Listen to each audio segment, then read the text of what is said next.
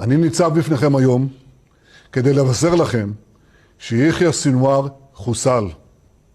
מי שביצע את הטבח הנורא ביותר בתולדות עמנו מאז השואה, רב המרצחים שרצח אלפי ישראלים, חטף מאות אזרחינו, חוסל היום על ידי חיילינו הגיבורים. והיום, כפי שהתחייבנו לעשות, באנו איתו חשבון. היום הרוע ספג מכה קשה, אבל המשימה שלפנינו עדיין לא הושלמה. למשפחות החטופים היקרות, אני אומר, זהו רגע חשוב במלחמה. אנחנו נמשיך בכל הכוח, עד להשבתם הביתה של כל יקיריכם, שהם יקירנו.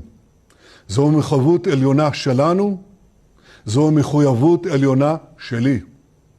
ולתושבי עזה אני אומר, סנוואר הרס לכם את החיים. הוא סיפר לכם שהוא אריה, אבל בפועל הוא הסתתר במאורה חשוכה, והוא חוסל כשהוא נמלט בבהלה מחיילינו. חיסולו הוא ציון דרך חשוב בשקיעת שלטון הרשע של החמאס. ואני מבקש לומר שוב, בצורה הכי ברורה, החמאס לא ישלוט יותר בעזה.